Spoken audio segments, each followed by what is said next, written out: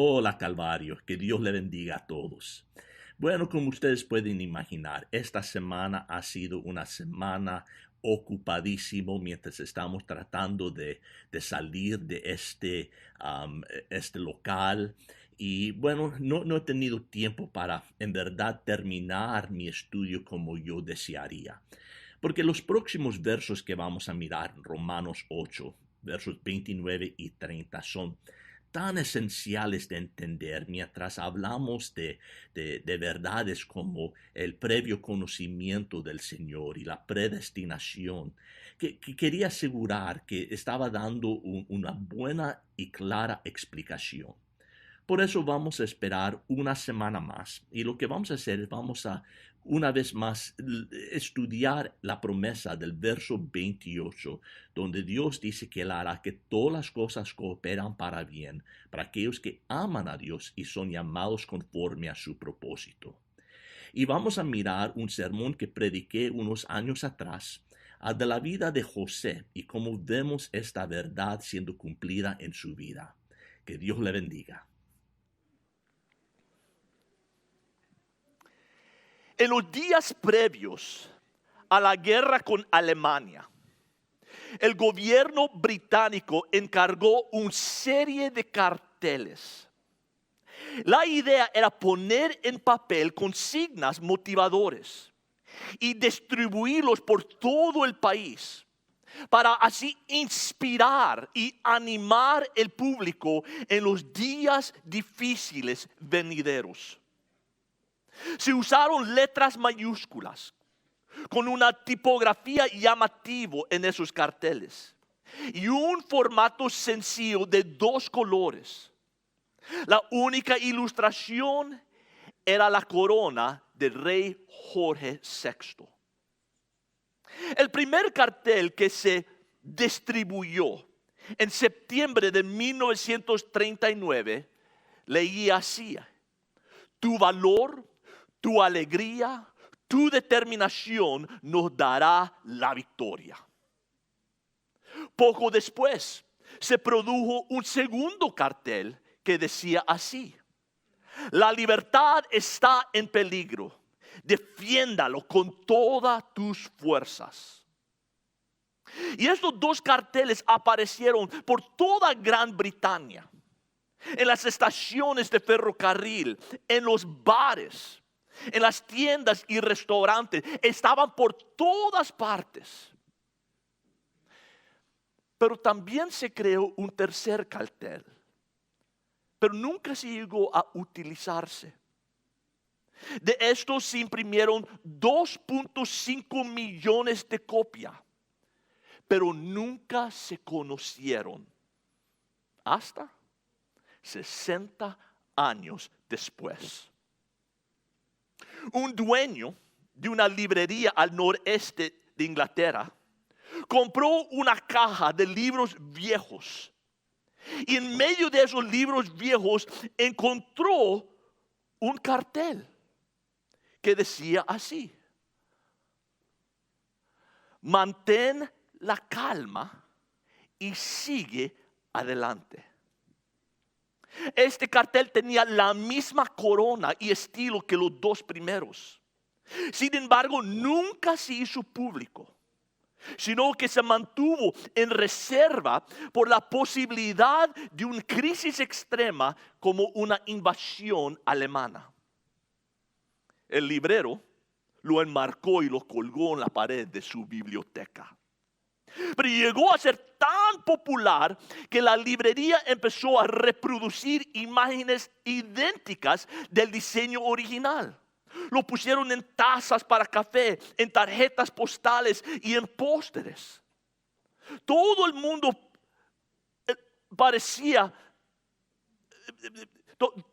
todo el mundo apreciaba la recomendación, como de una generación anterior a otra, en cuanto a mantener la calma y seguir adelante.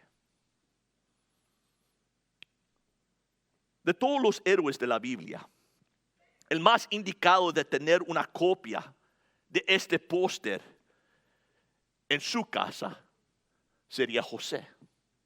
O quizás lo tendría en la pantalla de su computadora o de su iPhone, ¿verdad?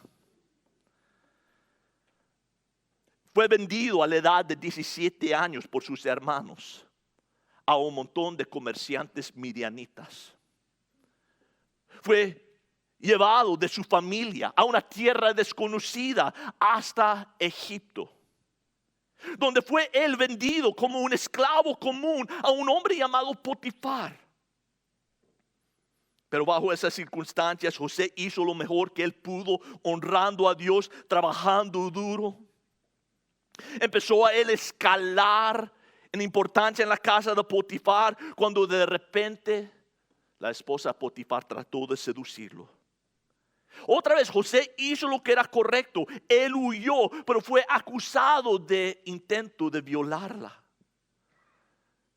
Fue culpable sin un juicio, arrojado a la prisión sin esperanza de salir. Y fue en prisión donde él conoció a 2 siervos del faraón. Y él interpretó los sueños para él, prediciendo al copero que él sería librado en 3 días y que regresaría al lado del faraón. A cambio, José solo le pidió un favor: no te olvides de mí. Cuente a faraón de mí. Bueno, como José predicó, el copero salió. Pero por tercera vez alguien le hizo mal a José. Y el copero se olvidó de él por 2 largos años. Por fin José es librado. Sale de prisión y se convierte en el segundo hombre más poderoso de todo Egipto. Solo para entonces ser enfrentado con su pasado. Porque ¿quién le aparece a la puerta de él? Sus hermanos, pidiendo por comida. Y de repente todos esos sentimientos de traición, de dolor, de rechazo suben a la superficie otra vez. Y José lo vemos luchando, sabiendo que tiene que perdonar a sus hermanos, ser reconciliado con ellos, pero no les confía. Y él está luchando con esta lucha interna mientras está tratando él de guiar al mundo por medio de este hambre mundial. Pero lo curioso es que en todo esto nunca vemos a José maldecir a Dios. Nunca se enoja con Dios. Nunca duda de la existencia de Dios, sino lo opuesto. Cada vez que José abre la boca, habla de la grandeza de Dios. Día tras día, mes tras mes, año tras año. Lo vemos con esta confianza. Y me pregunto, ¿cómo? ¿Cómo? ¿Qué fue lo que José hizo? ¿Qué es lo que José sabía que me puede ayudar a mí en medio de mis tribulaciones y luchas y dificultades? Porque Dios sabe que siguen viniendo los huracanes, casas se queman, gente nos traiciona, la muerte nos visita, la tristeza amenaza quitarnos el gozo. Todos enfrentamos dificultades y tribulaciones en esta vida. Todos igualmente. Pero no todos lo enfrentamos de la misma manera. Para algunos su reto los amarga, mientras a otros los mejora. Para algunos las pruebas los conducen a la desesperación, a otros los conduce a la oración. Para algunos el crisis los lleva a la botella, a otros el crisis los lleva a la Biblia. ¿Y por qué? ¿Por qué hay esa distinción, esa diferencia? Bueno, yo creo que podemos aprender unas cosas de José que te ayudará a ti y a mí cuando enfrentamos dificultades que nos abruman. Pues si te en tus Biblias, por favor, abren el día de hoy a Génesis capítulo 50.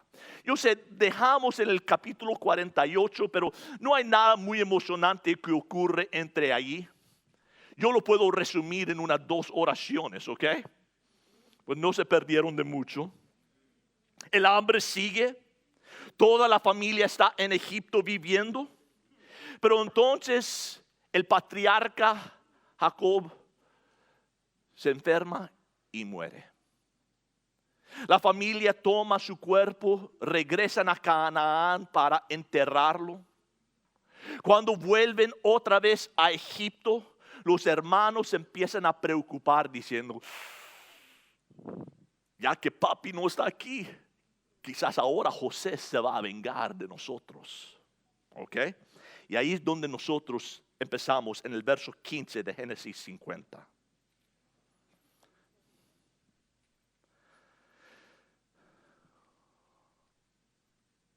Al ver los hermanos de José que su padre había muerto, dijeron, quizás José guarde rencor contra nosotros y de cierto nos devuelva todo el mal que le hicimos. Entonces enviaron un mensaje a José diciendo, tu padre mandó antes de morir diciendo, así diráis a José, te ruego que perdones la maldad de tus hermanos y su pecado, porque ellos te trataron mal.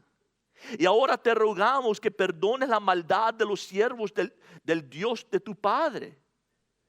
Y José lloró cuando le hablaron. Entonces sus hermanos vinieron también y se postraron delante de él y dijeron, he aquí somos tus siervos. Pero José les dijo, no temáis. ¿Acaso estoy yo en lugar de Dios?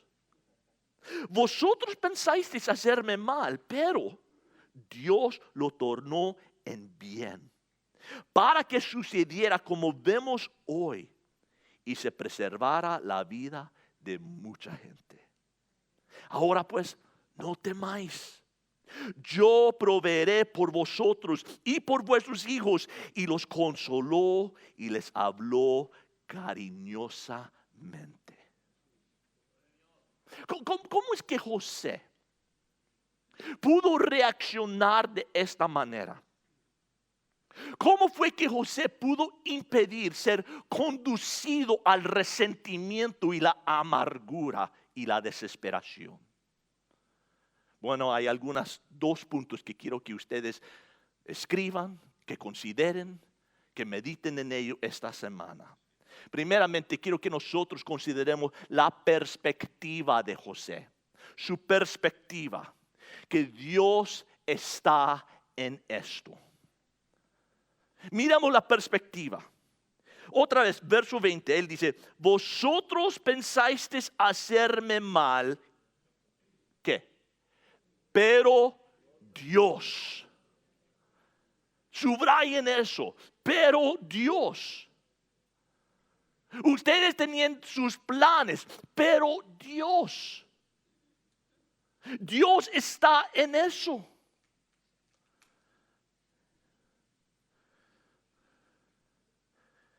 Nosotros sabemos esto. Muchas veces hacemos referencia a esas palabras. Pero él tenía el entendimiento que pasara lo que pasara, Dios estaba presente. Previamente en Génesis 45, cuando él hablaba a sus hermanos, él les explicó diciendo, ahora pues, no os entristezcáis ni os pese por haberme vendido aquí. Pues para preservar vidas, ¿qué? Me envió Dios delante de vosotros. Porque en estos 2 años ha habido hambre en la tierra y todavía quedan otros 5 años en los cuales no habrá siembra ni siega. ¿Y qué? Dios me envió delante de vosotros para preservaros un remanente en la tierra y para guardaros sin vida mediante una gran liberación. Si notaron ahí, él explica el problema. Él da su perspectiva del crisis, que hay un hambre. Pero antes de hablar del hambre, él dice, Dios los trajo aquí. Y al final, él dice, Dios los trajo aquí. Dios me trajo aquí, quiero decir. Él entendía. Su problema estaba enmarcado con la soberanía de Dios. Pero ¿cómo es que tú estás mirando tu tribulación? ¿Cómo describes tu situación? ¿Cuál es tu perspectiva? Si eres como yo rara vez lo precedo diciendo Dios usará esto. Rara vez lo termino diciendo Dios usará esto. Yo miro mi crisis y digo, es lo que me está pasando. Y no lo enmarco en la soberanía de Dios.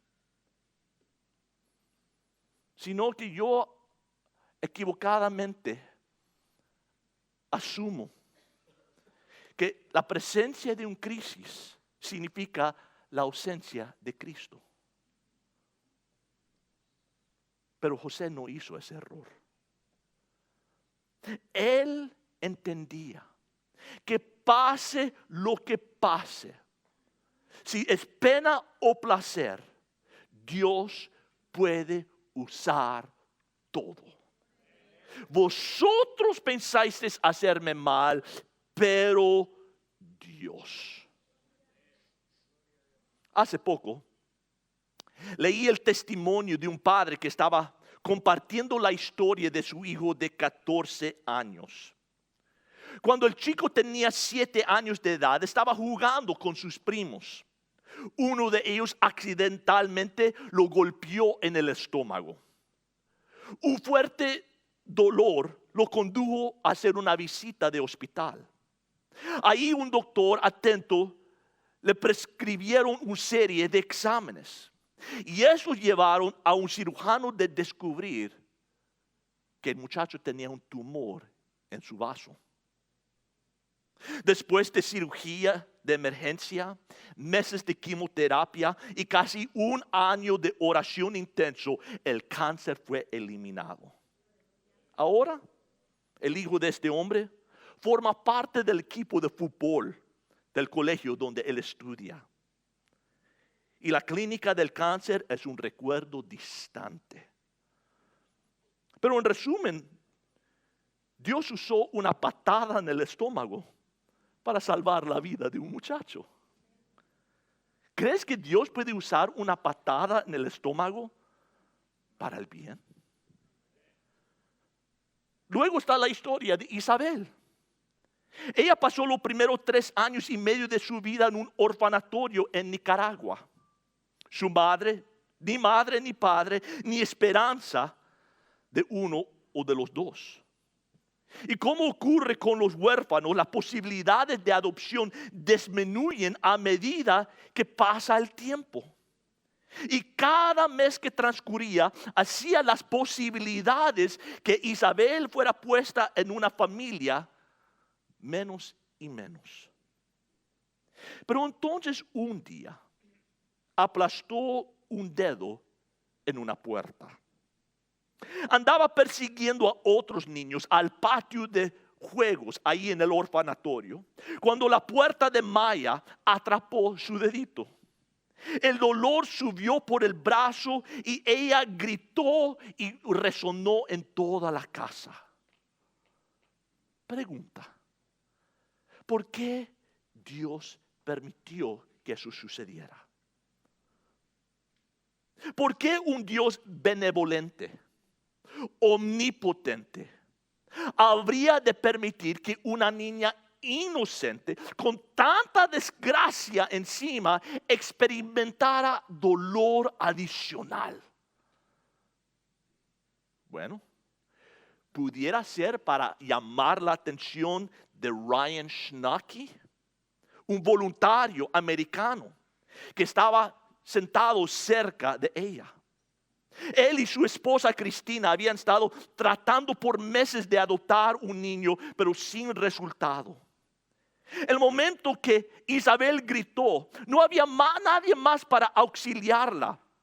Así que Ryan corrió hasta donde estaba la niña, la alzó y la consoló. Meses después, cuando Ryan y Christina estaban de regreso en los Estados Unidos y ninguna adopción parecía posible, Ryan se acordó de la niña que robó su corazón, de pequeña Isabel, y decidió: voy a hacer un último intento. Y esta vez la adopción se produjo. Y ahora pequeña Isabel está creciendo en un lugar feliz y saludable en Texas. Una patada en el estómago, un dedo aplastado en una puerta. A veces preguntamos cómo Dios puede permitir dolor en la vida de uno. Después nos admiramos de cómo Él puede producir del dolor algo tan maravilloso como eso. Ahora, estemos claros. Dios no crea ni promueve el dolor. Eso no es parte de su carácter. Pero vivimos en un mundo caído, que el sufrimiento es una consecuencia que todos nosotros sufrimos y sentimos. Pero lo que vemos es que Dios puede usar el dolor para producir algo bueno. Y muchas veces cuando viene una crisis, nosotros respondemos de esta manera diciendo: ¿está Dios en esto? Y eso no debe ser nuestra declaración, sino debemos declarar con certidumbre: Dios está en esto. Eso es lo que dice Pablo a Timoteo. Él dice: el bienaventurado y único soberano, el Rey de reyes y el Señor de señores. Otra traducción lo pone de esta manera, diciendo: Dios, quien es el bendito controlador de todas las cosas. Digo, porque a veces cuando estamos en crisis, sentimos solos, abandonados, olvidados. Pero Dios está ahí. José entendía eso. Él asumía, aunque no lo veía, él creía: Dios está en medio de mi crisis. Y tenemos que hacer lo mismo. Dios está en mi crisis. No me ha abandonado, no me ha dejado. Él está aquí conmigo. Punto número 2. La providencia de Dios, que Dios utilizará esto. Otra vez dice: vosotros, dice, pensasteis hacerme mal, pero Dios tornó en bien para que sucediera como vemos hoy y se preservara la vida de mucha gente. La Biblia vibra con el constante toque del tambor de la fe, que Dios recicla lo malo para convertirlo en rectitud. Dios está en el negocio de reciclar lo malo para convertirlo en algo bueno. Es un patrón que no solamente vemos aquí en la vida de José, pero se repite por toda la escritura. Vemos mal, mas Dios resulta en bien. Por ejemplo, el mal vino sobre Job. Fue tentado, fue probado, con problemas. Pero Dios contraatacó. Habló verdad, declaró soberanía y al final Job se decidió por Dios. El blanco principal de Satanás llegó a ser el testigo estrella de Dios y el resultado, bien. Mal vino sobre Moisés. Lo convenció de dar muerte a un egipcio, tratando de liberar a su pueblo basado en su ira, pero Dios contraatacó. Puso a Moisés a enfriarse por 40 años en el desierto. Y al final Moisés se decidió por Dios, liberó su pueblo como pastor, no como soldado. Y el resultado, bien. El mal vino sobre David, cometió adulterio. Sobre Daniel lo llevaron a una tierra desconocida. A Nehemías las murallas de Jerusalén fueron destruidas, pero Dios contraatacó. ¿Y por qué lo hizo? David escribió canciones de la gracia de Dios. Daniel gobernó en una tierra extraña y Nehemías construyó las murallas de Jerusalén con madera babilónica. ¿Qué tal en la vida de Jesús? ¿Cuántas veces en su vida terrenal vemos lo malo llegando a ser bueno? El posadero de Belén le dijo a sus padres que no tenía espacio para ellos y que pudieran alojarse con los animales. Malo. Dios entró en el mundo en el lugar más humilde de la tierra. Eso fue bueno.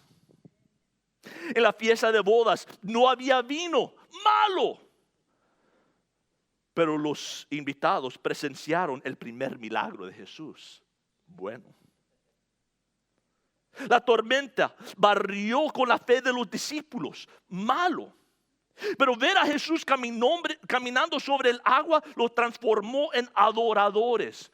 Bueno. 5,000 hombres necesitaban alimentos para sus familias. Mal día de ser discípulo, ¿verdad? Pero Jesús transformó un canasto en una panadería. Día bueno de ser un discípulo. Mi punto es, con Jesús, lo malo se transformó en bueno. Como la noche se torna en día, regularmente, confiablemente, agradablemente y redentoramente. ¿Te acuerdas de la cruz? ¿Puedes oír los martillazos de los soldados? La risa de los enemigos. Los demonios de Satanás están al acecho. Todo lo malo frota sus manos con alegría. Esta vez, murmura Satanás, esta vez ganaré yo. Y durante un triste viernes y un sábado silencioso, parecía que lo había logrado. El último aliento, el cuerpo maltratado, el llanto de María, la sangre corriendo por el madero, los seguidores bajando al Hijo de Dios antes de la puesta del sol, soldados sellando la tumba y la noche cayendo sobre la faz de la tierra. Pero lo que Satanás procura que sea su mal supremo, Dios lo usa como el supremo bueno. Porque Dios removió la piedra. Y Jesús salió caminando el domingo de madrugada. Una sonrisa en su rostro y un reflejo a su paso. Y si miras atentamente, podrás ver a Satanás corriendo a toda prisa desde el cementerio hasta el infierno con su cola arrastrándose. ¿Ganaré alguna vez? Se pregunta. No ganará. Y la historia de Jesús, de José y de miles más nos aseguran que lo que Satanás intenta para mal, Dios lo puede usar para el bien. Y sabemos, vayan en sus Biblias a Romanos 8:28. Romanos 8:28. Quiero que lo leamos todos a una voz.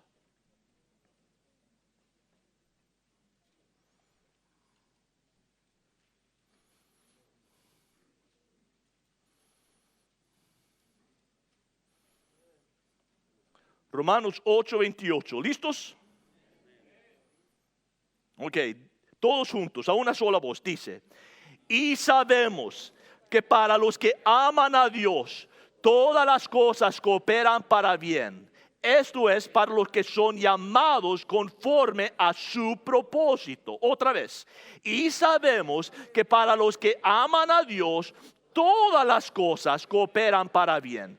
Esto es para los que son llamados conforme a su propósito. ¿Cuántas cosas? Pero ¿qué dice el griego? ¿Qué significa todas? Ya, gracias. Todas significa todas. Todas las cosas cooperan para bien. Para bien. ¿Puedes imaginar más tragedia en una vida que lo que sufrió José?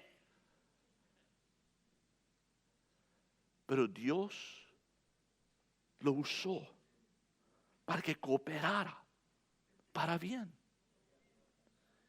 Y puede hacer lo mismo en tu vida. Pero note que no es incondicional.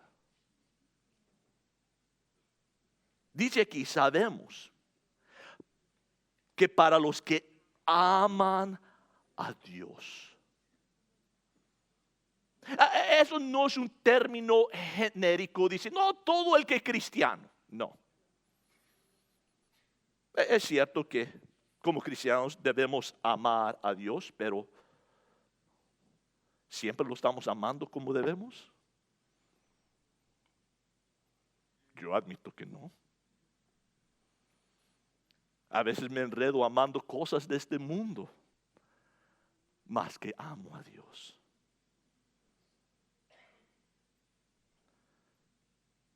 En 2 de Juan 6, Juan dice, y este es el amor, que andemos conforme a sus mandamientos. A veces amo mis deseos más, mi placer más.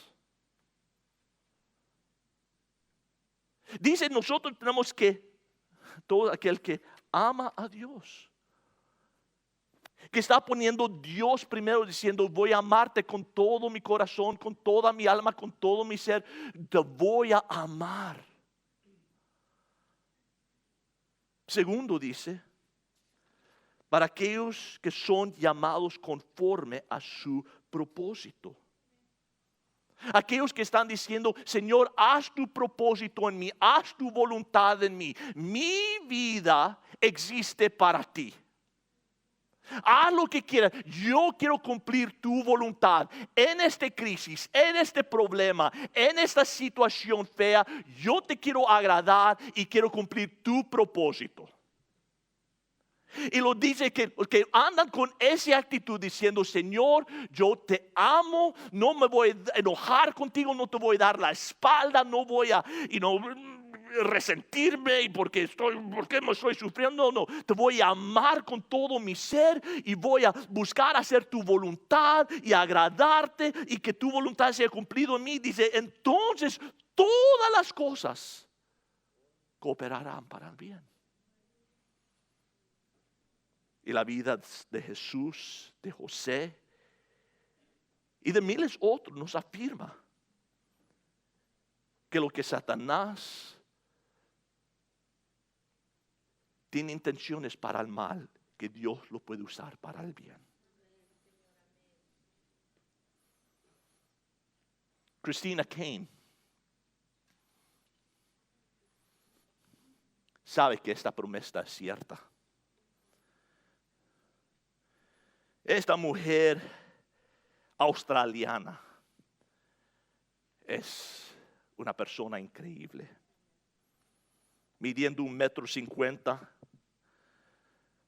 pero lleno de energía, pasión y amor. El sentarse con Christine es compartir una comida con un José del día de hoy. Ella está en guerra con una de las más grandes desgracias de nuestra generación, la esclavitud sexual. Ella viaja un promedio de 300 días al año. Tiene reuniones con gabinetes, con presidentes, con parlamentos. enfrenta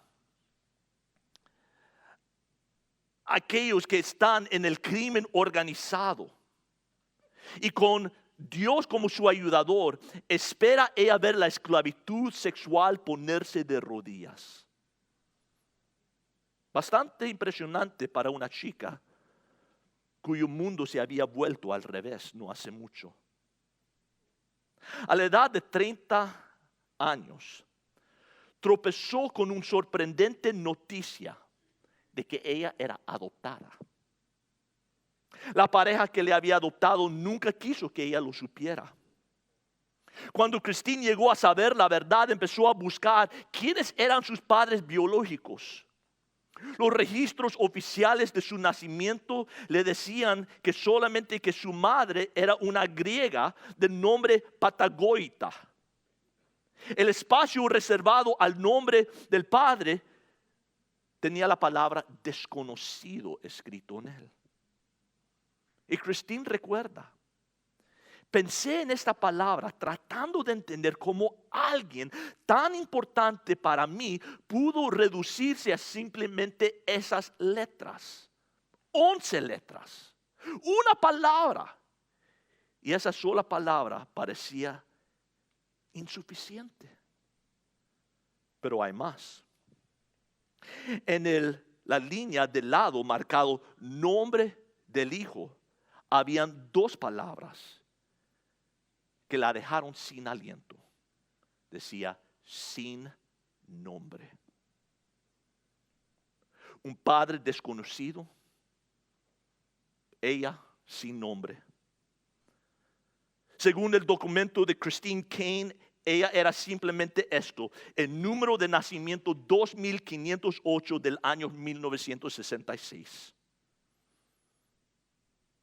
Abandonada por quienes le concibieron, los que le trajeron al mundo.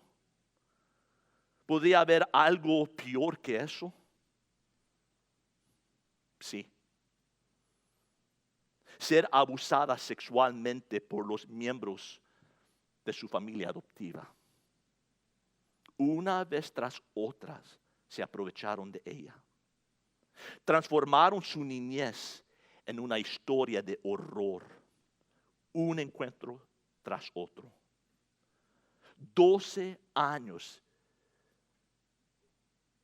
de mal, horrible y desenfrenado.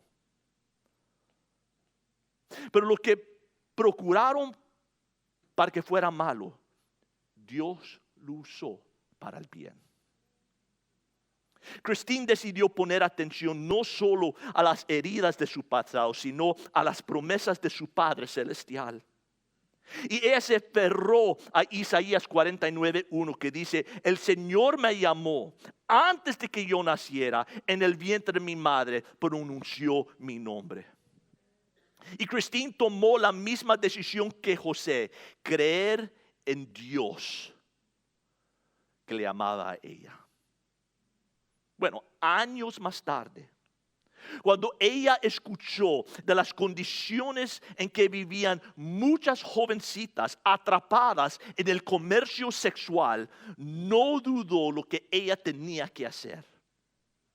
Cuando vio sus rostros en carteles anunciando a personas perdidas y oyó de las muchachitas maltratadas por sus captores, esta joven sin nombre y abusada se dispuso a rescatar a las sin nombre y abusadas en su día.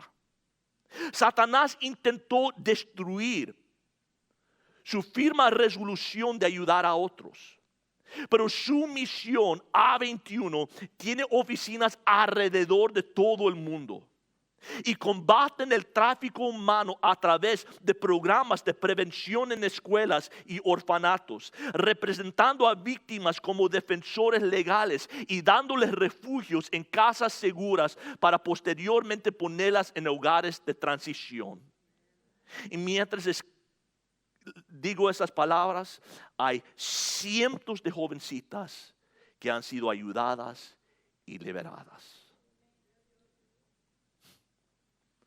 Una vez más, lo que Satanás intentó para mal, Dios Ustedes saben el resto. ¿O no? ¿Crees tú que no hay mal que esté más allá del alcance de Dios? Que Él pueda redimir cada pozo, incluyendo en la cual tú te sientes atrapado hoy.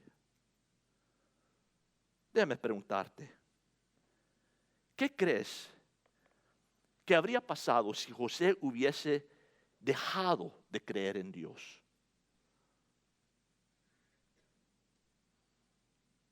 Si hubiera dado su espalda al cielo. Si algún punto en su camino se hubiera amargado y alejado, diciendo, no más, olvídalo. Mira lo que Dios ha hecho, le doy mi espalda.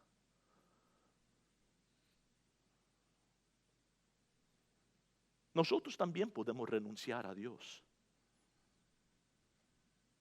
El cementerio de la esperanza está sobrepoblada de almas amargadas que han decidido por un Dios pequeño.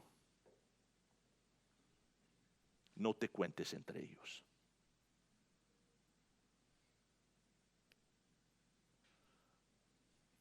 Dios ve a José en ti. Tú que estás en el pozo. Tú con tu familia lleno de fracasos y frustraciones. Tú que estás encarcelado en tu propia versión de una cárcel egipcia. Dios te está hablando. Tu familia necesita un José. Un mensajero de gracia en un día lleno de venganzas. Tus descendientes necesitan un José. Un enlace robusto en la cadena de fe. Tu generación necesita un José. Porque afuera hay un hambre. Y vas a cegar esperanza y distribuirlo a los demás. ¿Serás un José o Josefa?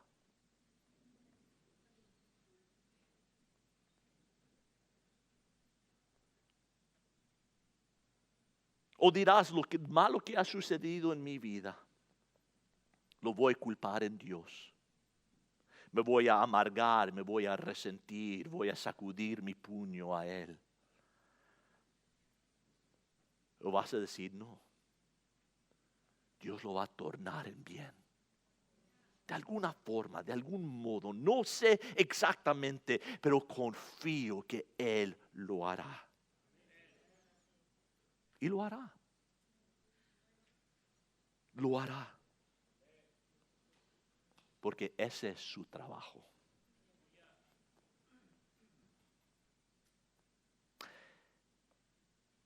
Y Señor, hay muchos de nosotros que hemos sido y sufrido como víctimas de abuso, de negligencia, de abandono. Que hemos sufrido traiciones, rechazos.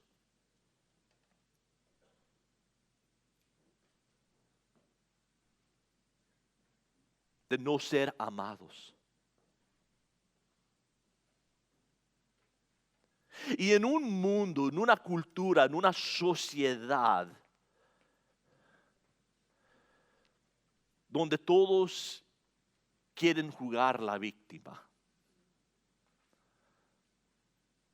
nosotros queremos ser victoriosos.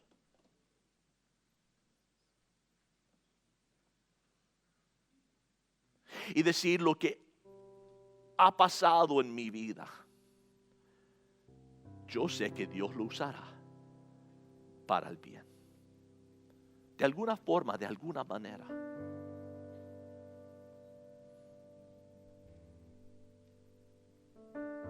Lo hizo en la vida de otros, de estos grandes héroes bíblicos, de testimonios como hemos escuchado hoy. Y lo podrá hacer en mi vida.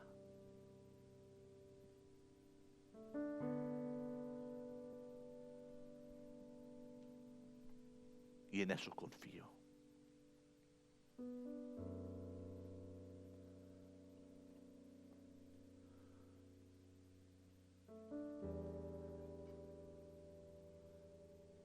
Y quizás tú piensas, eso no veo cómo es posible. Que Dios use lo que yo he pasado, lo que yo he sufrido, que lo puede transformar en bien. Pero tú puedes pensar en un peor mal que el rechazo y el asesinato del Hijo de Dios.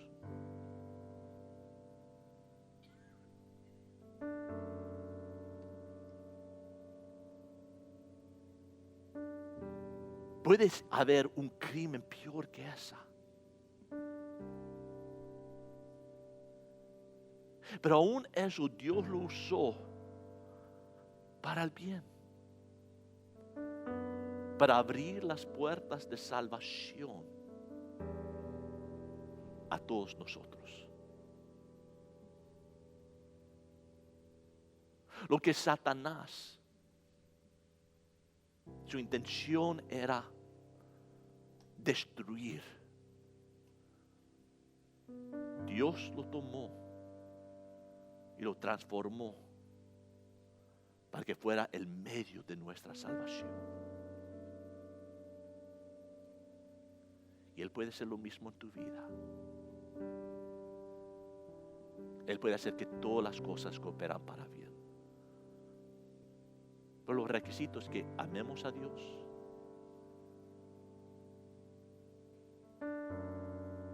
y seamos conformados al propósito de Dios.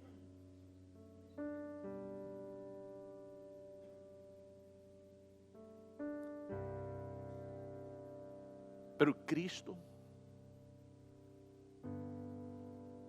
sufrió ese mal para que tú no tuvieras que sufrir. Sufrir las consecuencias del pecado. Porque la Biblia dice que la paga del pecado es muerte. Eso es lo que tú y yo merecemos por lo malo que hemos hecho contra Dios, contra otros, contra quien sea. Esa es la paga, la consecuencia. Pero Cristo, mientras estaba en esa cruz, absorbió todo el pecado y murió por ella para que tú y yo pudiéramos ser perdonados.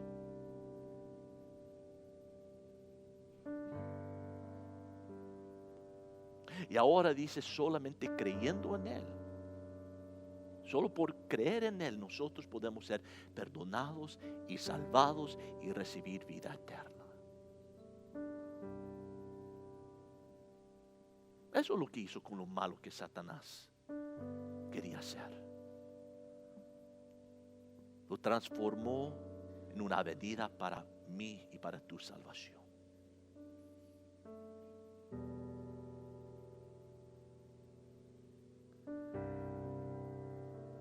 Y quizás has venido hoy desesperado, quebrantado.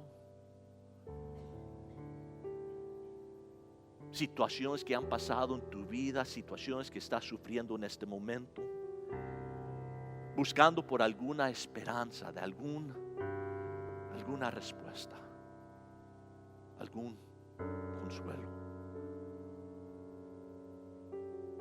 Pero Cristo está aquí para eso. Aquí está con sus brazos abiertos, listo de recibirte, de perdonarte.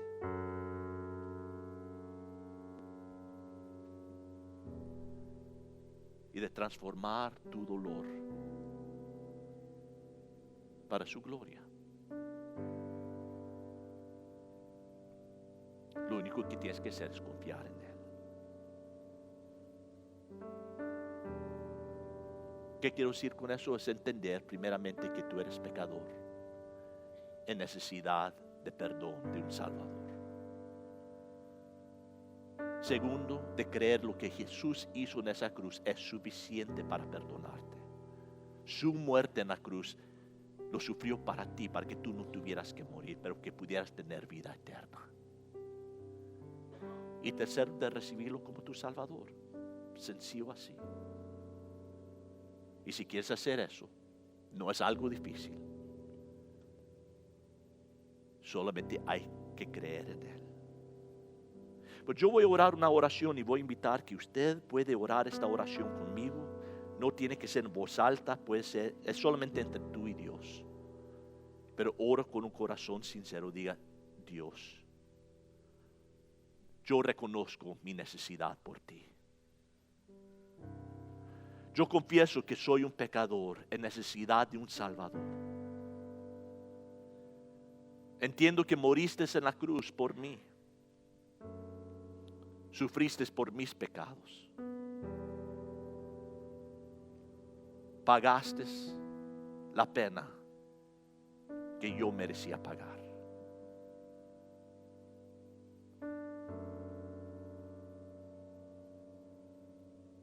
Pero al tercer día regresaste de la muerte, demostrando y comprobando que la deuda ha sido pagada. Pues yo, Señor, hoy pongo mi fe y confianza en ti.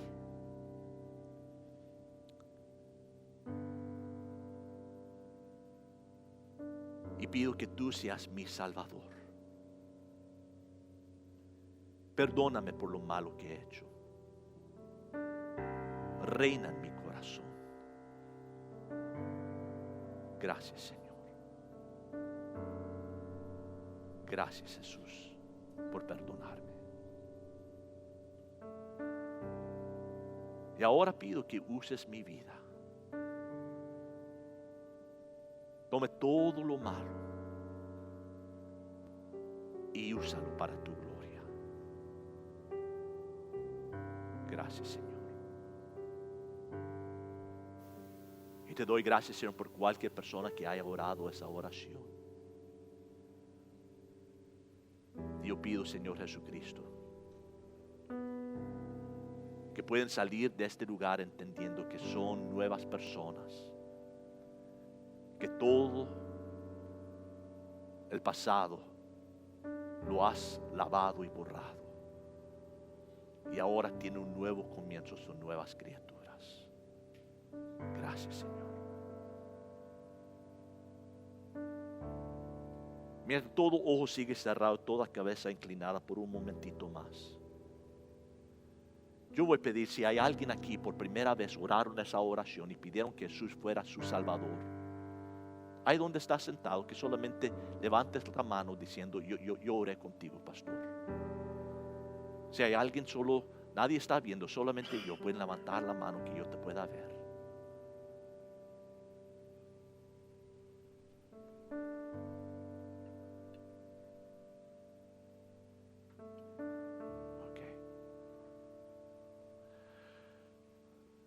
Gracias, Señor, te damos. Y terminamos este tiempo adorándote y dándote gracias por todo lo que haces en nuestra vida. En el nombre de Jesús, todos dijeron amén. Pongámonos de pie y adoremos al Señor una vez más.